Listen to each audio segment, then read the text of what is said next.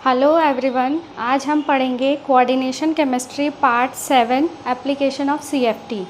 Last video में मैंने application of CFT start किया था, उसी से कंटिन्यूड है ये वीडियो। इसमें एप्लीकेशन ऑफ सीएफटी में लास्ट इम्पॉर्टेंट एप्लीकेशन है जॉन टेलर डिस्टॉर्शन, वो आज हम कंप्लीट करेंगे ताकि हमारा सीएफटी यहाँ तक कंप्लीट हो जाएगा। नेक्स्ट जो वीडियो आएगी उसमें मैं प्रीवियस ईयर्स के क्वेश्चन करवाऊँगी जो भी वीबीटी और सीएफटी से कोरिलेटेड क्वेश्चन आए हैं। So let's start. आज का हमारा टॉपिक है जॉन टेलर डिस्टॉर्शन, या जिसको हम टेट्रागोनल डिस्टॉर्शन भी कहते हैं। ठीक है, ऑक्टाहेड्रल कॉम्प्लेक्स क्या होता है, ऑक्टाहेड्रल की स्प्लिटिंग किस तरह से होती है, वो सब मैंने अपने लास्ट वीडियो में बताया था। अगर आप लोग नहीं देखे हैं वो वीडियो तो जाके यहाँ पर मैं लिंक दूँगी, वहाँ से आप जाकर देख सकते हैं। ठीक है, तो सबसे पहले हमारा जो बेसिक चीज़ है यहाँ पर ऑक्टाहेड्रल कॉम्प्लेक्स। ऑक्टाहेड्रल कॉम्प्लेक्स में मैंने कोऑर्डिनेशन नंबर के अकॉर्डिंग आपको बताया था, कोऑर्डिनेशन नंबर 4 होता है तो स्ट्रक्चर क्या बनता है, 6 होता है तो क्या होता है, तो 6 में जो होता है वो हमारा स्ट्रक्चर आप जानते हैं। ऑक्टाहेड्रल कॉम्प्लेक्स का फॉर्मेशन होता है, एक मेटल होता है, उसके सराउंडिंग में 6 क्या होते हैं, लिगेंड होते हैं, और वो किस तरह से अरेंज रहते हैं, ज्योमेट्रिकल अरेंजमेंट कैसा होता है, ऑक्टाहेड्रल। ऑक्टाहेड्रल किस तरह से ड्रॉ करते हैं, यहाँ मैंने स्ट्रक्चर ड्रॉ किया है। एक मेटल जो होता है एक स्क्वायर के सेंटर पे प्रेजेंट रहता है, और जो 6 लिगेंड होते हैं वो उसके सराउंडिंग में, जिसमें 4 लिगेंड जो होते हैं वो क्या होते हैं, उस स्क्वायर के चारों कॉर्नर्स पे होते हैं, और जो 2 लिगेंड होते हैं वो अबव और बिलो द प्लेन होते हैं। जैसे सपोज मैंने अपने हैंड को ये स्क्वायर प्लेनर सरफेस माना है, ठीक है, तो ये जो 4 कॉर्नर्स है मेरे हैंड के 1 2 3 4, यहाँ पर 4 लिगेंड रहेंगे, और एक अबव और एक बिलो, इस तरह से, है ना। जैसे इसको मैं अगर यहाँ पर सेंटर में फिक्स कर दूँ तो नीचे ब्लैक पोर्शन में एक और लिगेंड रहेगा, ऊपर ब्लू पोर्शन में एक लिगेंड रहेगा, तो इन दोनों लिगेंड को हम एक्सियल लिगेंड कहेंगे, और ये जो है वो स्क्वायर प्लेनर के चारों कॉर्नर्स के 4 लिगेंड। तो इस तरह से ये जो है वो एक क्या स्ट्रक्चर होता है, रेगुलर ऑक्टाहेड्रल। इसमें सारे बॉन्ड्स जो होते हैं वो इक्वल होते हैं। जब किसी भी ऑक्टाहेड्रल सिस्टम में सारे बॉन्ड लेंथ इक्वल होते हैं तो हम उसको क्या बोलते हैं, आइडियल ऑक्टाहेड्रल, या कई बार रेगुलर ऑक्टाहेड्रल भी बोल दिया जाता है बहुत सारी बुक्स में। इसका पॉइंट ग्रुप निकल के आता है ऑक्टाहेड्रल। मतलब अगर कोई भी जो है 6 कोऑर्डिनेट वाला सिस्टम है या 6 कोऑर्डिनेशन नंबर वाला कॉम्प्लेक्स है और उसमें 6 लिगेंड सेम है, उसमें किसी भी तरह का डिस्टॉर्शन नहीं है, तो उसका स्ट्रक्चर होगा आइडियल ऑक्टाहेड्रल, उसका पॉइंट ग्रुप होगा ऑक्टाहेड्रल। ये हम ग्रुप थ्योरी में आगे डिटेल में पढ़ेंगे कि किस तरह से ऑक्टाहेड्रल पॉइंट ग्रुप निकाला जाता है। यहाँ पर सिर्फ आपको ये ध्यान रखना है कि अगर आइडियल ऑक्टाहेड्रल स्ट्रक्चर होगा तो उसका पॉइंट ग्रुप बनेगा ऑक्टाहेड्रल। अब ये तो हो गया हमारा सिंपल ऑक्टाहेड्रल का केस। जॉन टेलर डिस्टॉर्शन कहाँ से अराइज होता है, अगर सपोज हमारा कोई भी ऑक्टाहेड्रल कॉम्प्लेक्स है, उस ऑक्टाहेड्रल कॉम्प्लेक्स में 4 लिगेंड सेम होंगे और 2 लिगेंड, जैसे मैंने L4 को सेम मान लिया और B2, है ना, या इस तरह से भी मान सकते हैं MA4B2,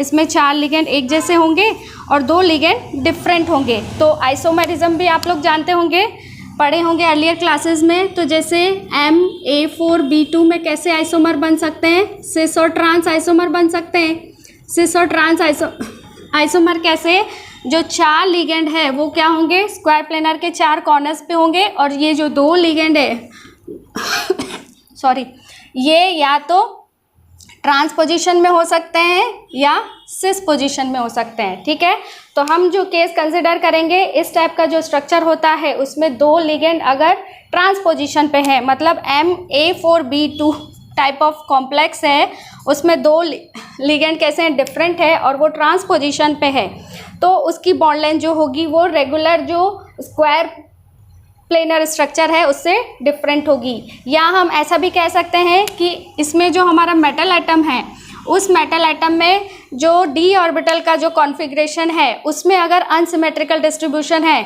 तो भी वो क्या कर सकता है, डिस्टॉर्शन। मतलब ऑक्टाहेड्रल कॉम्प्लेक्स में डिस्टॉर्शन होने की 2 पॉसिबिलिटी हो सकती है, एक तो लिगेंड डिफरेंट हो, या दूसरा जो है वो हमारा सेंट्रल मेटल आयन है, उसमें जो d ऑर्बिटल का कॉन्फ़िगरेशन है, आगे हम डिटेल में पढ़ेंगे d ऑर्बिटल का कॉन्फ़िगरेशन, किस तरह से अनसिमेट्रिकल हो सकता है? तो अनसिमेट्रिकल अगर डिस्ट्रीब्यूशन होगा मेटल एटम के या मेटल आयन के जो डी ऑर्बिटल के इलेक्ट्रॉन हैं उनमें डी ऑर्बिटल के इलेक्ट्रॉन में फिलिंग में अगर अनसिमेट्रिकल अरेंजमेंट है तो वो जॉन टेलर डिस्टॉर्शन शो करेगा। अभी हम बेसिक जो है थियोरेटिकली पढ़ रहे हैं, फिर हम वहाँ पर लॉजिकली देखेंगे कि इलेक्ट्रॉन किस तरह से अनसिमेट्रिकल होते हैं तो जॉन टेलर डिस्टॉर्शन अराइज होता है। तो ये जॉन टेलर डिस्टॉर्शन भी दो तरह का है, ये मैंने यहाँ पर लिखा है जॉन टेलर डिस्टॉर्शन। ये फर्स्ट टाइप है टेट्रागोनल इलोंगेशन, सेकंड टाइप है टेट्रागोनल कंप्रेशन। इलोंगेशन से आप वर्ड से ही मीनिंग पता चल रहा है। इलोंगेशन मतलब स्ट्रेच होना, स्ट्रेच मतलब लंबा हो जाना, ठीक है। कंप्रेशन मतलब बॉन्ड छोटा हो जाना। तो इलोंगेशन मतलब 4 लिगेंड का बॉन्ड लेंथ सेम होगा और ये जो 2 एक्सियल पोजीशन पे लिगेंड है उनका बॉन्ड लेंथ डिफरेंट होगा। इनका बॉन्ड लेंथ जैसे मैंने यहाँ पर इक्वल कर दिया और ये जो 2 लिगेंड है इनका बॉन्ड लेंथ इन चारों बचे हुए लिगेंड से डिफरेंट होगा। आपस में सेम होगा लेकिन ये जो स्क्वायर प्लेनर के 4 लिगेंड है उनसे डिफरेंट होगा और ज़्यादा होगा। ये भी ध्यान रखना। इलोंगेशन की अगर बात कर रहे हैं तो ये बॉन्ड लेंथ जो होगी वो इस बॉन्ड लेंथ से क्या होगी, ज़्यादा होगी। जैसे मैं यहाँ L1, L2, L3, L4, L5 और L6 नंबरिंग दूँ तो ML3 बॉन्ड लेंथ इक्वल होगी, ML4 बॉन्ड लेंथ इक्वल होगी, ML5 बॉन्ड लेंथ इक्वल होगी किसके, ML6 के, ठीक है। लेकिन वो कम होगी किससे, ML1 से और ML2 से, ठीक है। इस तरह समझ आया कि हमको क्या समझना है कि ML1 bond length ML2 bond length के इक्वल होगी, लेकिन ये जो दोनों बॉन्ड लेंथ है वो ज़्यादा होगी बचे हुए चारों मेटल लिगेंड बॉन्ड लेंथ से, ठीक है। तो इसको हम टेट्रागोनल इलोंगेशन कहेंगे। इसको सेकंड टाइप है कंप्रेशन। कंप्रेशन में क्या हो जाएगा, ये चारों यहाँ पर भी बॉन्ड लेंथ इक्वल होगी लेकिन ये जो एक्सियल पोजीशन की बॉन्ड लेंथ है उससे अनइक्वल होगी और एक्सियल पोजीशन की जो बॉन्ड लेंथ है इन चारों बॉन्ड लेंथ से छोटी होगी। मतलब जैसे मैंने अभी बताया था स्क्वायर प्लेनर के 4 कॉर्नर पे हैं, ये चारों बॉन्ड लेंथ इक्वल है लेकिन ये वाली जो सेंटर वाले जो 2 लिगेंड है उनकी बॉन्ड लेंथ इन चारों लिगेंड से कम हो जाएगी, मतलब हमारा बॉन्ड स्ट्रेच हो जाएगा। तो उस केस में हम बोलेंगे टेट्रागोनल कंप्रेशन, ठीक है। जेड इन, तो ये हमारे हो गया बेसिक स्ट्रक्चर किस तरह से होता है।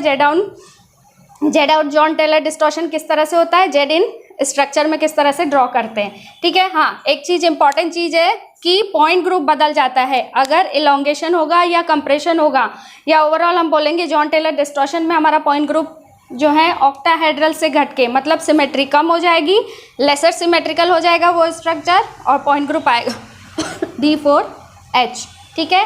ये हो गया थियोरेटिकल पोर्शन। नेक्स्ट है किसी भी कॉम्प्लेक्स में, है ना, किस तरह से आइडेंटिफाई करेंगे कि उस कॉम्प्लेक्स में उस कॉम्प्लेक्स में जो है जॉन टेलर डिस्टॉर्शन प्रेजेंट है कि नहीं। तो उस केस में हम अनसिमेट्रिकल डिस्ट्रीब्यूशन हो सकता है T2G या EG ऑर्बिटल में, ठीक है। ऑक्टाहेड्रल की स्प्लिटिंग मैंने पहले समझाई थी इसके प्रीवियस पार्ट्स में, जिसमें थियोरेटिकल कॉन्सेप्ट मैंने बताए थे ऑक्टाहेड्रल स्प्लिटिंग के। ये हमारा ऑक्टाहेड्रल कॉम्प्लेक्स है, 5D ऑर्बिटल है, उसकी स्प्लिटिंग होगी T2G और EG में। अगर T2G में अनसिमेट्रिकल अरेंजमेंट ऑफ इलेक्ट्रॉन है तो वीक जॉन टेलर डिस्टॉर्शन होगा, और अगर EG में अनसिमेट्रिकल डिस्ट्रीब्यूशन ऑफ इलेक्ट्रॉन है तो स्ट्रॉन्ग जॉन टेलर डिस्टॉर्शन होगा। फॉर एग्जांपल मैं आपको बताती हूँ किस तरह से अनसिमेट्रिकल डिस्ट्रीब्यूशन ऑफ इलेक्ट्रॉन होगा। इधर से मैं रब कर रही हूँ, आप लोग स्क्रीनशॉट लेना चाहे तो ले लीजिए।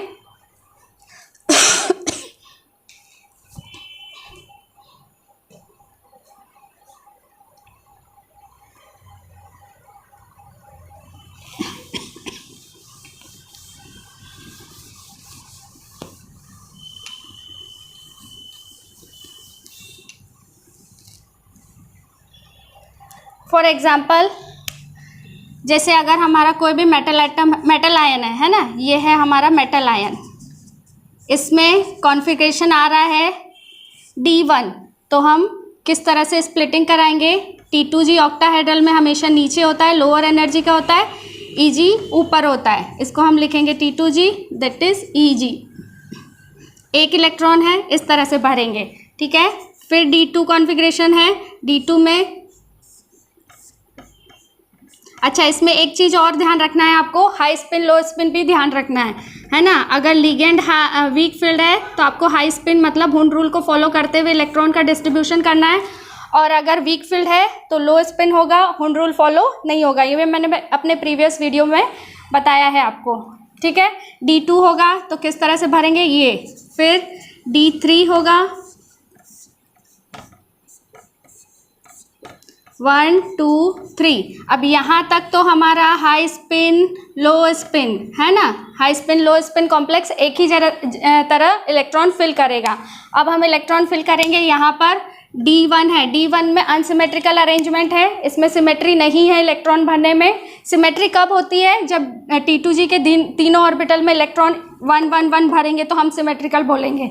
अगर 1 भरा है तो अनसिमेट्रिकल है, 2 भरा है तो भी अनसिमेट्रिकल है, मतलब यहाँ पर हमारा T2G क्या हो जाएगा, अनसिमेट्रिकल। तो हमारा जॉन टेलर डिस्टॉर्शन कैसा हो जाएगा, वीक, है ना। पहले ही मैंने यहाँ लिखा है, अगर T2G में अनसिमेट्रिकल अरेंजमेंट है तो वीक बोलेंगे, ठीक है। नेक्स्ट हमने यहाँ पर भरा है, यहाँ पर भी T2G में है, यहाँ पर भी वीक जॉन टेलर डिस्टॉर्शन होगा, और अनसिमेट्रिकल अरेंजमेंट है। यहाँ पर क्या होगा, हाई स्पिन लो स्पिन दोनों के लिए हो गया ये तो।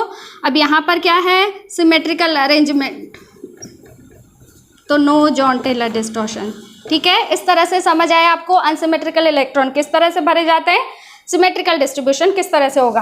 इसी तरह से आप लोग खुद भी चेक कर सकते हैं 1 बाय 1। D4 है, अब D4 में यहाँ पर डिफरेंशिएशन आ जाएगा, किसमें, हाई स्पिन और लो स्पिन में। अगर मैंने D4 हाई स्पिन भरा और अगर मैंने D4 लो स्पिन भरा तो किस तरह से होगा, हाई स्पिन में किस तरह से होता है, हुंड रूल फॉलो होता है, लो स्पिन में हुंड रूल फॉलो नहीं होता है। तो यहाँ पर हम देखेंगे, यहाँ पर भी क्या है, T2G तो सिमेट्रिकल हो गया, लेकिन हमारा EG क्या हो गया, अनसिमेट्रिकल। तो यहाँ कैसा होगा, स्ट्रॉन्ग जॉन टेलर डिस्टॉर्शन, ठीक है। यहाँ पर देखेंगे, यहाँ EG में एक भी इलेक्ट्रॉन नहीं है, T2G है, अनसिमेट्रिकल है, तो यहाँ हो जाएगा वीक जॉन टेलर डिस्टॉर्शन, ठीक है। इस तरह से आप डिफ्रेंशिएट करके 1 बाय 1 देख सकते हैं। अच्छा, इन सभी कॉन्फ़िगरेशन के बेसिस पे मैंने कुछ कंक्लूजन निकाल के कुछ की पॉइंट बनाए हैं, उस की पॉइंट को मैं बता देती हूँ, उसको आप हमेशा याद रखेंगे। आप डायरेक्टली आइडेंटिफाई कर सकते हैं कि स्ट्रॉन्ग जॉन टेलर डिस्टॉर्शन है कि वीक है, हाई स्पिन है कि लो स्पिन है, हाई स्पिन में किस कॉन्फ़िगरेशन में जॉन टेलर डिस्टॉर्शन होगा, और लो स्पिन में कौन से कॉन्फ़िगरेशन में जॉन टेलर डिस्टॉर्शन होगा। D5 होगा तो देख सकते हैं आप लोग, D5 में क्या होगा, अगर सपोज मैं यहाँ लिखूँ D5 तो यहाँ क्या हो जाएगा, यहाँ पूरा ही सिमेट्रिकल हो जाएगा। तो high spin D5, high spin में नो जॉन टेलर डिस्टॉर्शन, इस तरह से आप कंक्लूड करके लिख सकते हैं। अगर D5 में लो स्पिन में देखेंगे D5 में तो यहाँ क्या होगा, जॉन टेलर डिस्टॉर्शन होगा, ठीक है। इसी तरह से आप लोग 6, 7, 8, 9 तक कैलकुलेट कर सकते हैं। अच्छा, उसके बेसिस पे मैं की पॉइंट लिखा रही हूँ कंक्लूड करके इसी को, हाई स्पिन लो स्पिन को, कि हाई स्पिन लो स्पिन के कौन से कॉन्फ़िगरेशन में जॉन टेलर डिस्टॉर्शन होगा, किसमें नहीं होगा। आप स्क्रीनशॉट लेना चाहे तो ले लीजिए।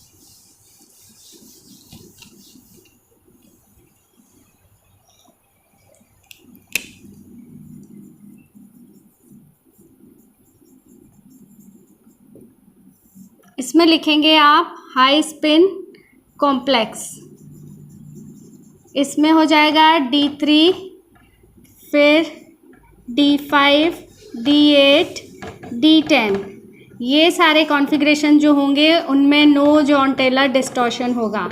इसी तरह से लो स्पिन कॉम्प्लेक्स में लिखेंगे आप लोग कि अगर D3, D6, D8, D10, D3, D6, D8, D10 ये सारे जो होंगे वो क्या होंगे, नो जॉन टेलर डिस्टॉर्शन। ठीक है,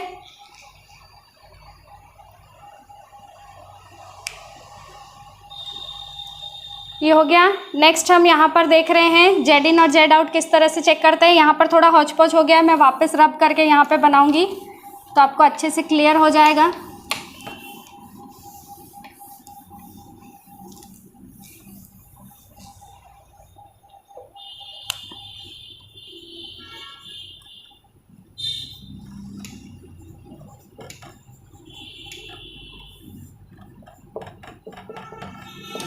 यहाँ पर थोड़ा यहीं पे समझ लेते हैं, जैसे ये हमारा मेटल आयन है, ठीक है। मेटल आयन पहले ऑक्टाहेड्रल में स्प्लिट होगा, ये तो मैंने पहले बताया, इसको रिपीट करने की ज़रूरत नहीं है। यहाँ T2G ऑर्बिटल होगा, यहाँ EG होगा, यहाँ पर भी T2G होगा, यहाँ EG होगा। अब मैं जेड आउट का ले रही हूँ, है ना।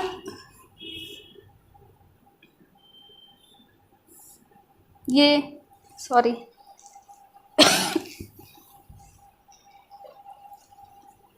जैसे ये हमारा है, ये ऑक्टाहेड्रल स्प्लिटिंग हो गया इसका, ये T2G हो जाएगा, ये EG हो जाएगा, ठीक है।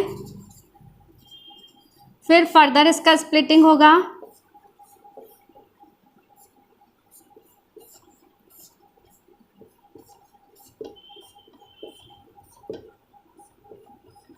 अच्छा एक चीज़ मैं ये बताना चाह रही हूँ कि जैसे हमारा कॉम्प्लेक्स है, ठीक है। अब ये जेड एक्सिस के अलॉन्ग, इसको हम जेड एक्सिस मान रहे हैं प्लस जेड माइनस एस, है ना। तो यहाँ पर हमारे जो दो लिगेंड है और यहाँ पर जो हमारी एक्स और वाई एक्सिस में 4 लिगेंड प्रेजेंट है, तो ये जो जेड एक्सिस के अलॉन्ग जो लिगेंड है वो क्या होंगे, मेटल से दूर हो जाएंगे। तो जब ये लिगेंड मेटल की तरफ अप्रोच करेंगे बॉन्ड फॉर्मेशन के लिए, तो क्या होगा, मेटल के जो डी ऑर्बिटल के इलेक्ट्रॉन है, जो मेटल के जो डी ऑर्बिटल है कौन से एक्सिस के अलॉन्ग, जेड एक्सिस के अलॉन्ग जो मेटल के डी ऑर्बिटल है, उनका लिगेंड के जेड एक्सिस वाले लिगेंड के साथ इंटरेक्शन कम होगा, है ना, क्योंकि सेम एक्सिस है। और सेम एक्सिस है तो जेड एक्सिस का बॉन्ड क्या हो रहा है, लंबा हो जा रहा है ना। पहले सपोज इतना था लेकिन अब इतना हो रहा है। तो मेटल के जो ऑर्बिटल जेड एक्सिस के अलॉन्ग है, जेड एक्सिस के अलॉन्ग मेटल के कौन कौन से डी ऑर्बिटल होते हैं, एक होता है डी एक्स जेड, एक होता है डी वाई जेड, एक होता है डी जेड स्क्वायर, है ना। 3 ऑर्बिटल होते हैं। उन ऑर्बिटल का जो इन लिगेंड है जेड एक्सिस वाले लिगेंड के साथ इंटरेक्शन कम हो जाएगा। तो इंटरेक्शन कम होगा, रिपल्शन कम होगा, रिपल्शन कम होगा तो इनका जो है एनर्जी डाउन हो जाएगा, स्टेबिलिटी बढ़ेगा। तो इसका मतलब जो जेड एक्सिस के अलॉन्ग जो भी ऑर्बिटल होंगे डी के, उनका एनर्जी डाउन हो जाएगा और अदर जो लिगेंड है एक्स और वाई एक्सिस वाले, उनका एनर्जी इंक्रीज हो जाएगा। ये मैंने बात किया जेड आउट के केस में, है ना।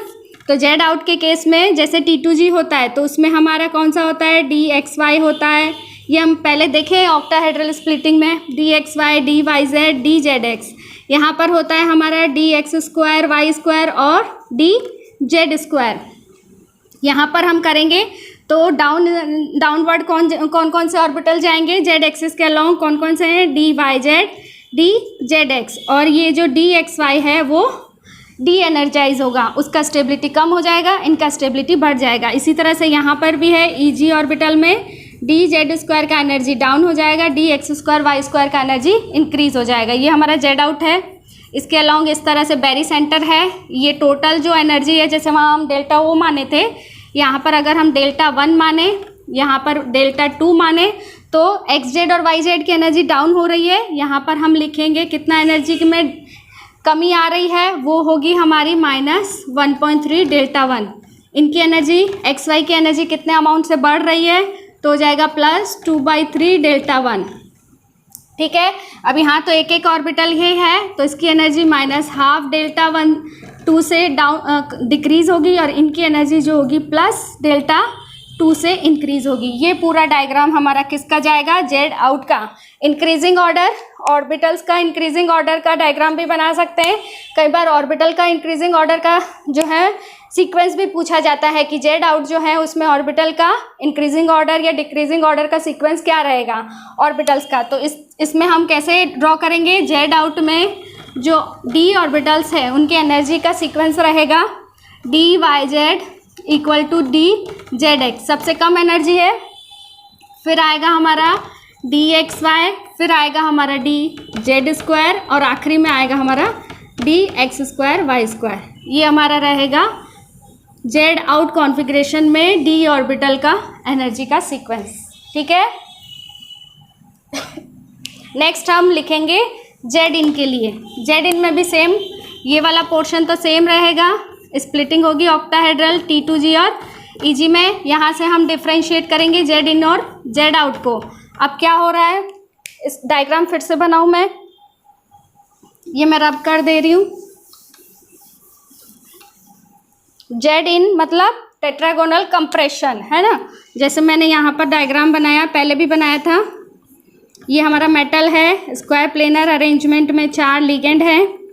ठीक है, ये हो गया। लेकिन जो एक्सियल पोजीशन पे जो 2 बचे हुए लिगेंड है, उनका जो बॉन्ड लेंथ है वो क्या हो रहा है, कम हो रहा है, मतलब कंप्रेशन हो जा रहा है ना। ये बॉन्ड कंप्रेस हो रहा है, यहाँ पर ये बॉन्ड खिंच रहा है, यहाँ पर ये बॉन्ड कंप्रेस हो रहा है। तो ये बचे हुए 4 बॉन्ड से जो इनकी बॉन्ड लेंथ होगी एक्सियल पोजीशन वालों की, वो डिफरेंट होगी। आपस में तो इक्वल होगी, लेकिन इन चारों बॉन्ड से क्या होगी, कम होगी। तो क्या होगा, ये जो मेटल है इसके अंदर जो डी ऑर्बिटल है, कौन कौन सी एक्स के अलोंग, एक्सिस के अलोंग, जेड एक्सिस के अलोंग मेटल के जो डी ऑर्बिटल है उनका लिगेंड के साथ इंटरेक्शन ज़्यादा होगा। और इंटरेक्शन ज़्यादा होगा तो क्या होगा, जेड ऑर्बिटल जो होंगे उनकी एनर्जी बढ़ जाएगी, और जो अदर एक्सिस वाले लिगेंड है एक्स और वाई, उनकी एनर्जी डाउन हो जाएगी। तो इस तरह से हम स्प्लिट करेंगे D X Y D Y Z. यहाँ पर हमारे 2 ऑर्बिटल आएंगे, यहाँ पर हमारा 1 ऑर्बिटल, इधर भी 1 ऑर्बिटल, इधर भी 1 ऑर्बिटल।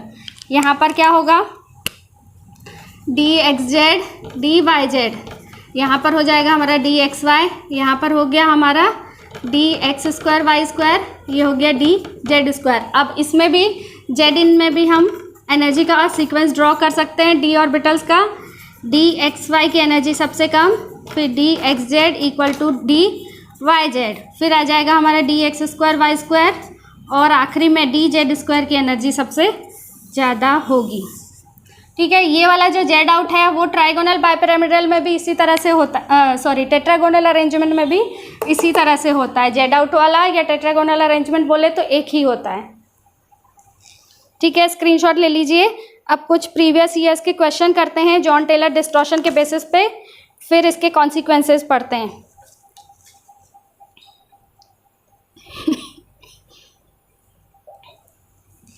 ठीक है, स्क्रीनशॉट ले लीजिए।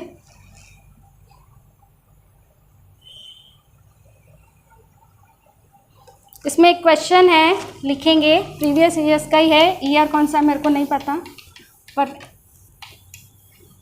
पूछा गया क्वेश्चन ही है।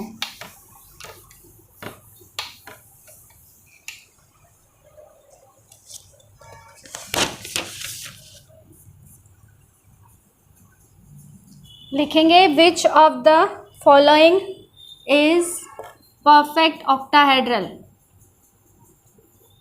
फॉलोइंग कॉम्प्लेक्स या फॉलोइंग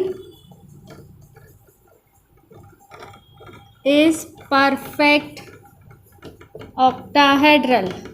इसमें मैं 1 2 3 4 हमको सभी समझने हैं, तो मैं ऑप्शन नहीं दे रही हूँ, चारों एग्जाम्पल समझ के हम करेंगे। FeH2O होल 6 2+, नेक्स्ट है हमारा MnH2O होल 6 2+, थर्ड है हमारा CrCO6 2+, फिर है हमारा FeF6 3-। ठीक है, अब ये जो चारों है एग्जाम्पल, उसमें हम 1 बाय 1 सभी में पढ़ेंगे किसमें जॉन टेलर डिस्टॉर्शन प्रेजेंट है, किसमें नहीं है। हाँ, इसके साथ साथ आपको ये याद होना चाहिए वीक फील्ड स्ट्रॉन्ग फील्ड का ऑर्डर। सबसे पहला हम करेंगे FeH2O होल 6 2+, ऑक्सीडेशन स्टेट निकालेंगे।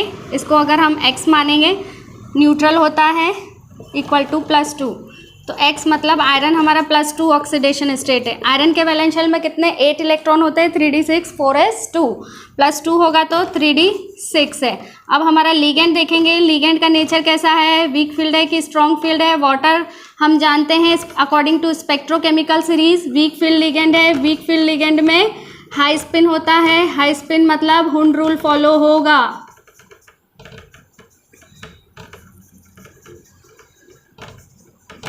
ठीक है, अब हम यहाँ पर करेंगे इसका ऑक्टाहेड्रल स्प्लिटिंग।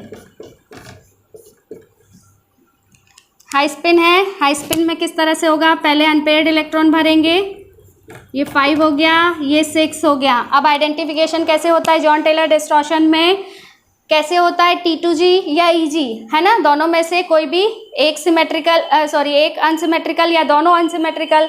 ठीक है, अब यहाँ पर देखेंगे ये तो सिमेट्रिकल है, ये T2G हमारा क्या है, ये T2G है, ये EG है, ये अनसिमेट्रिकल है, मतलब ये क्या होगा, जॉन टेलर डिस्टॉर्शन शो करेगा। मतलब ये तो हमारा क्या होगा, जॉन टेलर डिस्टॉर्शन शो करेगा, मतलब ये परफेक्ट ऑक्टाहेड्रल नहीं होगा। नेक्स्ट एग्जाम्पल लिखेंगे हम, कौन सा है, MnH2O होल 6 + 2। इसमें oxidation state first of all we have to find out the oxidation state of metal. X मानेंगे, हमारे लिगेंड का नेचर कैसा है, न्यूट्रल है, चार्ज कितना है 0, ओवरऑल कॉम्प्लेक्स पे चार्ज +2, तो हमारे जो मेटल है उस पर ऑक्सीडेशन स्टेट आएगा +2।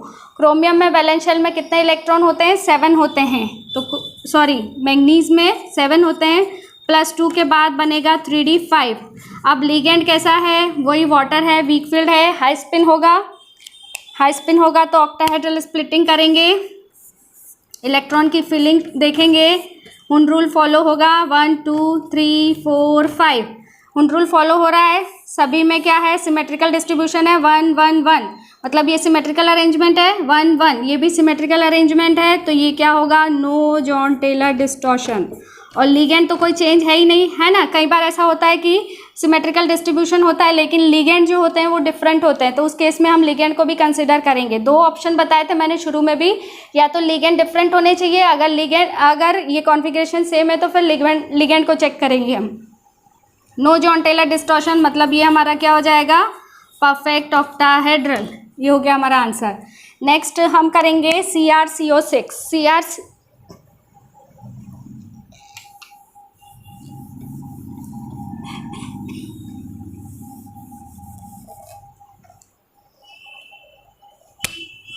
नेक्स्ट हमारा एग्जाम्पल है CrCO6 + 2। X मानेंगे, न्यूट्रल है, 0 हो जाएगा, +2 है लिगेंड। हाँ, लिगेंड कैसा है, स्ट्रॉन्ग फील्ड लिगेंड है, according to spectrochemical series. Strong field होता है तो लो स्पिन होता है तो Hund rule not followed, Hund rule को क्रॉस कर देंगे हम, हुन रूल नहीं फॉलो होगा, ऑक्टाहेड्रल स्प्लिटिंग कराएंगे, T2G नीचे, EG ऊपर। अब क्या करेंगे, नंबर ऑफ इलेक्ट्रॉन, क्रोमियम के वैलेंस शेल में 6 इलेक्ट्रॉन होते हैं, +2 हो जाएगा, तो क्रोमियम +2 में हो जाएगा 3D4, 1 2 3 4, क्या है, unsymmetrical distribution in T2G orbital, so it will show Jahn Teller distortion, ये आइडियल ऑक्टाहेड्रल नहीं होगा। ठीक है, नेक्स्ट है FeF6 3-। FeF6 3-, first of all we have to find out oxidation state. X मानेंगे, फ्लोराइड लिगेंड है, -1 चार्ज होता है, -6 -3, X -6 ट्रांसफर होकर +6 -3 +3। आयरन के वैलेंस शेल में कितने होते हैं, 8 इलेक्ट्रॉन होते हैं, +3 होने के बाद हो जाएगा 3D5। वीक फील्ड लिगेंड है, वीक फील्ड लिगेंड होगा, हाई स्पिन होगा,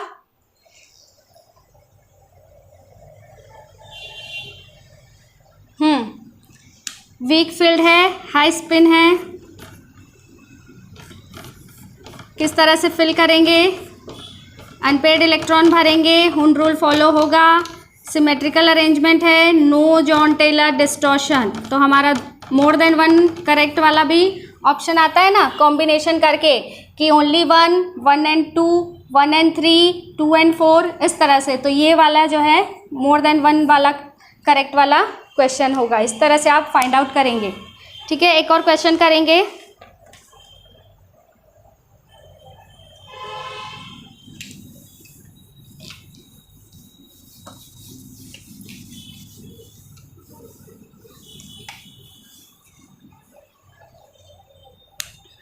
इसमें भी हमको वही निकालना है, ये भी प्रीवियस ईयर्स का ही है, ideal octahedral.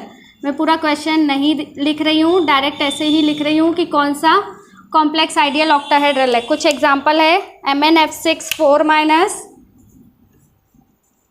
MnF6 4 minus, next है हमारा MnF5 Cl 4 minus, next option है FeH2O whole 5, FeH2O whole 5 NH3, charge है हमारा 3+। लास्ट ऑप्शन है CONH3 whole 6 2+, CONH3 whole 6 2+। 1 bye 1 देखेंगे, मोर देन 1 करेक्ट हो सकता है ना। सबसे पहला हम ये देखेंगे MnF6 4 माइनस, मेटल का ऑक्सीडेशन स्टेट X मानेंगे -6 -4, X इज इक्वल्स टू +6 -4 तो हो जाएगा +2। मैंगनीज है, मैंगनीज में कितने होते हैं, 7 इलेक्ट्रॉन होते हैं, +2 के बाद बनेगा 3d5। लिगेंड हमारा वीक फील्ड है, हाई स्पिन है, मून रूल फॉलो होगा। इलेक्ट्रॉन की d ऑर्बिटल की स्प्लिटिंग होगी, इस तरह से भरेंगे इलेक्ट्रॉन 1 2 3 4 5, ठीक है। नो जॉन टेलर डिस्टॉर्शन हो गया। नेक्स्ट ऑप्शन है, मतलब ये आइडियल ऑक्टाहेड्रल हो सकता है। नेक्स्ट है हमारा MnF5Cl, MnF5Cl। चारों ऑप्शन देख के हम क्वेश्चन आंसर डिसाइड करेंगे, एक ऑप्शन देखते ही हम टिक नहीं कर देंगे, है ना। तो यहाँ पर भी फर्दर हमको ऑक्सीडेशन स्टेट फाइंड आउट करना है।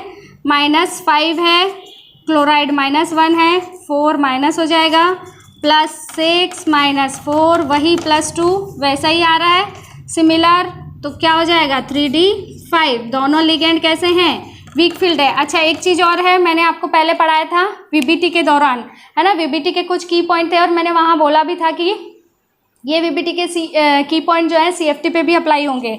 तो मैंने ये लिखाया था कि एक से ज़्यादा जो हैं वो वीक फील्ड या स्ट्रॉन्ग फील्ड में एक से ज़्यादा होते हैं, तो उसमें जिसका नंबर ज़्यादा होता है उसका फील्ड कंसिडर किया जाता है। यहाँ पर तो दोनों वीक फील्ड है, यहाँ पर सपोज F5 होता और यहाँ पर हमारा NH3 होता, तो उस केस में हम F है ना फ्लोराइड का वीक फील्ड कंसिडर करते हैं, ठीक है। ये चीज़ ध्यान रखना है।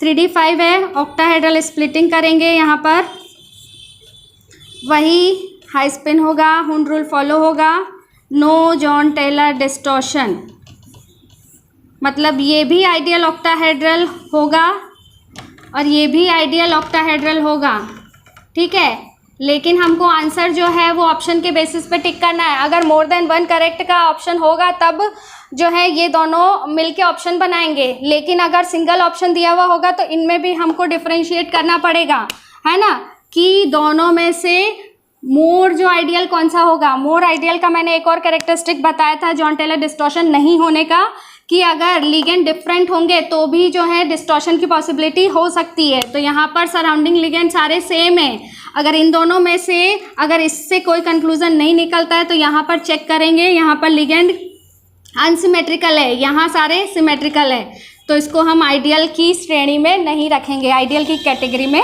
नहीं रखेंगे, ठीक है। तो फ्लेक्सिबल रहेंगे हम अकॉर्डिंग टू ऑप्शन, ठीक है। नेक्स्ट हमारा है FeH2O होल 5 NH3 3+। अब यहाँ पर है, ये हमारा लिगेंड कैसा है, वीक फील्ड लिगेंड है, ये हमारा स्ट्रॉन्ग फील्ड है।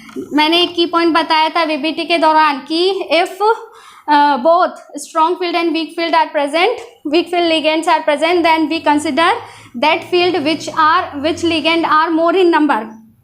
यहाँ पर हम क्या कंसिडर करेंगे, वीक फील्ड कंसिडर करेंगे।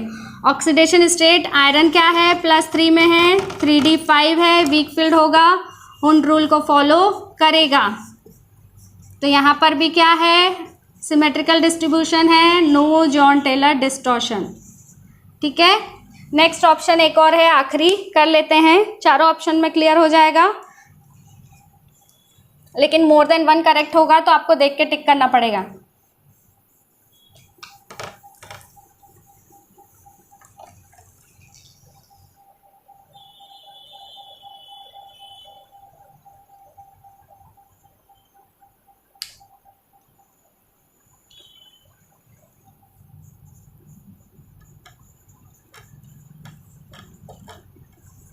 अब यहाँ पे मैंने एक की पॉइंट मैं वहाँ बताना भूल गई थी, बीबीटी में और सीएफटी में भी आप इंक्लूड करेंगे कि अगर हमारा लिगेंड है ना, अगर कॉम्प्लेक्स में अगर हमारा लिगेंड अमोनिया होगा और वो 3D मेटल से जुड़ा होगा, 3D मेटल के साथ कॉम्प्लेक्स फॉर्मेशन करेगा और मेटल जो होगा वो +2 ऑक्सीडेशन स्टेट में होगा, तो मेटल अमोनिया का जो कॉम्प्लेक्स होगा वो ऑलवेज क्या होगा, weak field high spin complex का फॉर्मेशन करेगा।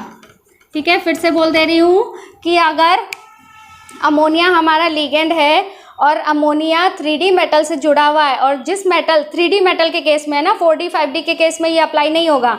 अगर हमारा लिगेंड कॉम्प्लेक्स में अगर हमारा लिगेंड अमोनिया है, 3D मेटल से जुड़ा है, 3D मेटल +2 ऑक्सीडेशन स्टेट में है, तो ऐसा कॉम्प्लेक्स में जो है अमोनिया स्ट्रॉन्ग फील्ड की बजाय वो weak field high spin complex बनाएगा। ठीक है, अदरवाइज वो हर समय हर जगह स्ट्रॉन्ग फील्ड नेचर ही देता है। ठीक है, तो यहाँ पर हमारा कोबाल्ट +2 में हो जाएगा। अब ये हाई स्पिन है, कोबाल्ट +2 में D9 सिस्टम होगा, +2 में क्या हो जाएगा, D7 में हाई स्पिन फॉलो होगा। हाई स्पिन में हुंड रूल की अकॉर्डिंग इलेक्ट्रॉन भरेंगे 5 6 7, क्या है, अनसिमेट्रिकल इन T2G, तो यहाँ होगा जॉन टेलर डिस्टॉर्शन प्रेजेंट। इस तरह से आपको 1 बाय 1 सारे ऑप्शन को चेक करके टिक करना है। ठीक है, नेक्स्ट एक इम्पॉर्टेंट टॉपिक देखेंगे जिसमें चिलेट इफेक्ट और जॉन टेलर डिस्टॉर्शन को मर्ज करके क्वेश्चन बनाया गया है।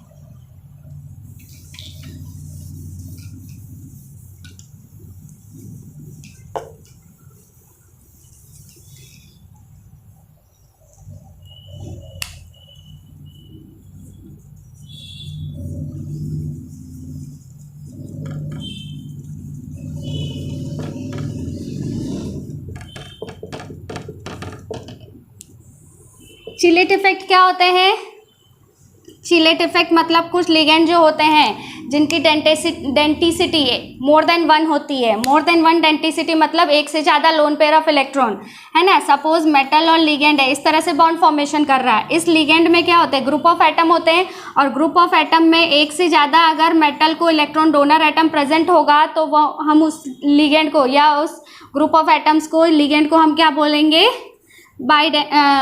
जो है चिलेट है ना, चिलेट लिगेंड बोलेंगे।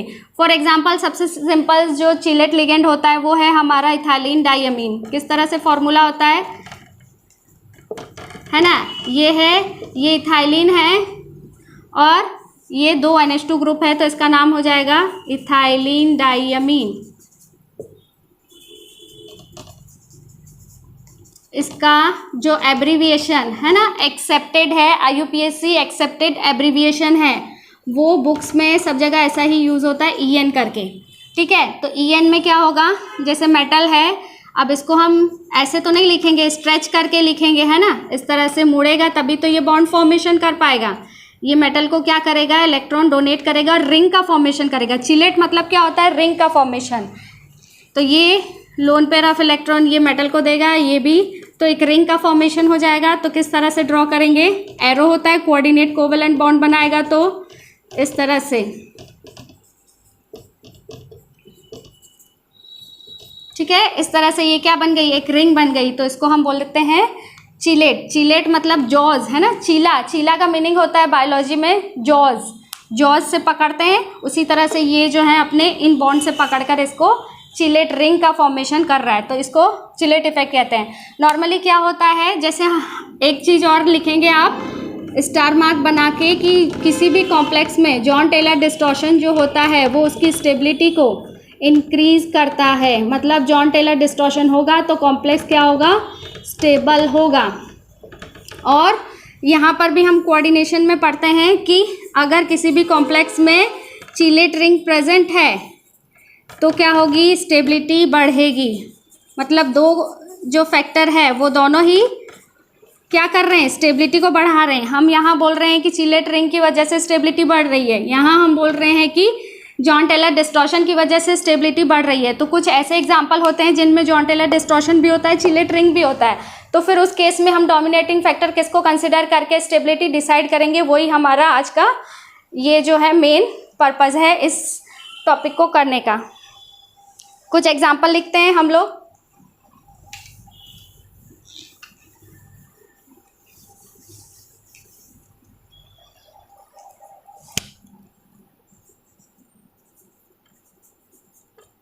जैसे यहाँ हमारा मेटल है Cu,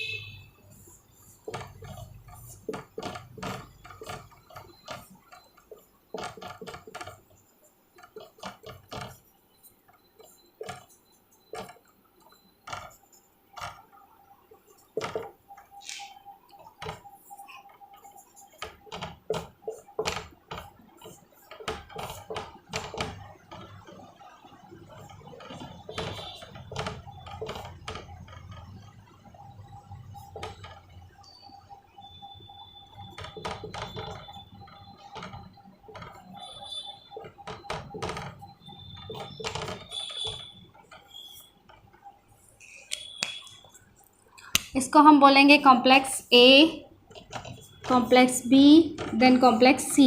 इसमें हमको डिसाइड करना है तीनों कॉम्प्लेक्सेस में स्टेबिलिटी ऑर्डर। चिलेट को भी ध्यान रखेंगे और आप जॉन टेलर डिस्टॉर्शन को भी ध्यान रखेंगे। अब सब में जो है कॉपर क्या है, +2 ऑक्सीडेशन स्टेट में है, तो +2 ऑक्सीडेशन स्टेट में सबसे पहले तो हो गया हमारा D9 सिस्टम। D9 सिस्टम है और हमारा क्या हो जाएगा, D9 सिस्टम में हाई स्पिन लो स्पिन कुछ नहीं देखा जाएगा, डायरेक्ट हम इलेक्ट्रॉन भरेंगे। D9 सिस्टम में क्या हो जाएगा, 6, 7, 8 और 9, मतलब T2G EG। T2G अनसिमेट्रिकल है तो हमारा क्या हो जाएगा, जॉन टेलर डिस्टॉर्शन प्रेजेंट। अब सभी में है ना, इसमें भी जॉन टेलर डिस्टॉर्शन प्रेजेंट है, इसमें भी है और इसमें भी है।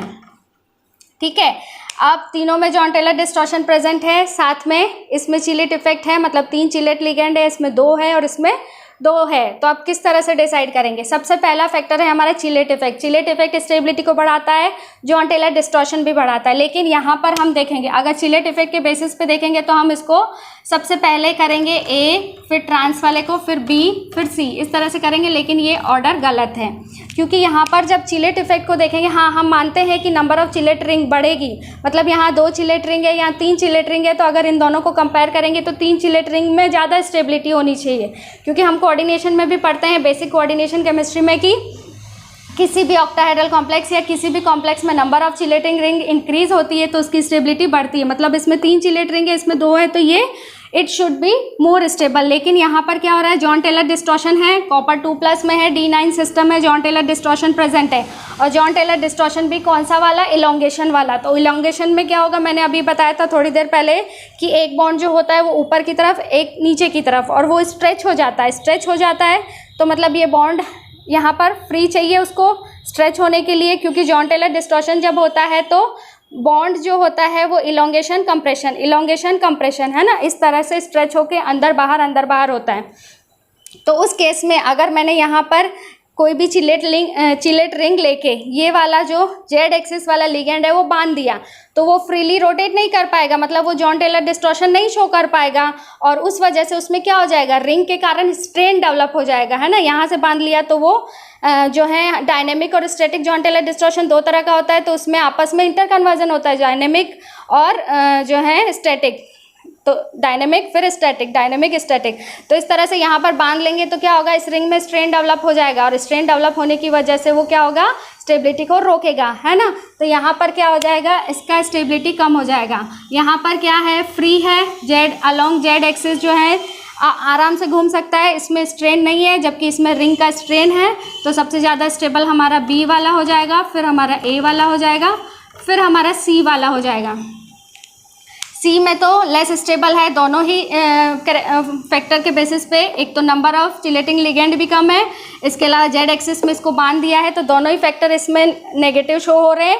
इसमें इन दो मेन कंपैरिजन इन दोनों में, तो ये तो वैसे ही पीछे हो गया। मेन हमारा डाउट इसी में था कि नंबर ऑफ चिलेट रिंग्स इसमें ज़्यादा है तो ये स्टेबल होना चाहिए, लेकिन इसमें क्या होगा, फिर से बता दे रही हूँ, इसमें क्या होता है कि जेड एक्सिस वाला लिगेंड जो है वो जब जेड आउट और जेड इन करता है तो उसको फ्री होना चाहिए, और जब ये फ्री नहीं होगा और ये यहाँ पर चिलेट रिंग से बंधा हुआ रहेगा तो उसमें स्ट्रेन डेवलप होगा।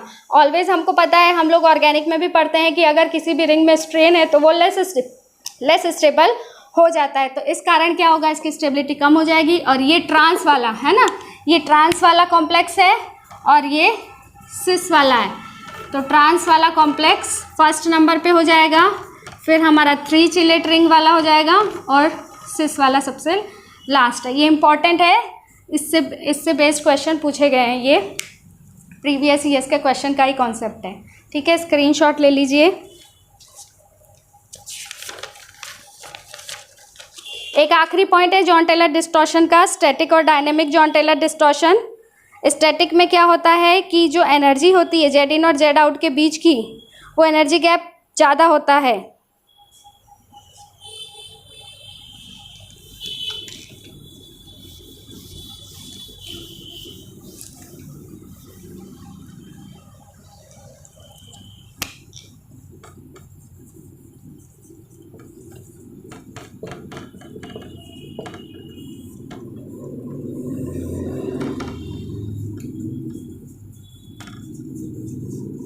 Static John Taylor distortion and second one is dynamic John Taylor distortion। ठीक है, स्टैटिक में क्या होता है, जो जेड इन और जेड आउट है, लार्ज गैप या large energy gap between Z in and Z out,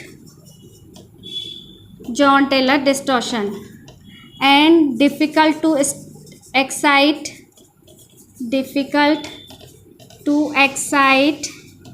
electron from T2G to EG। ठीक है, यहाँ पर हमको एक्सटर्नल फोर्स अप्लाई करना पड़ता है जेड इन से T2G से EG में इलेक्ट्रॉन एक्साइट करने के लिए, क्योंकि स्टैटिक होता है, एनर्जी गैप ज़्यादा होता है।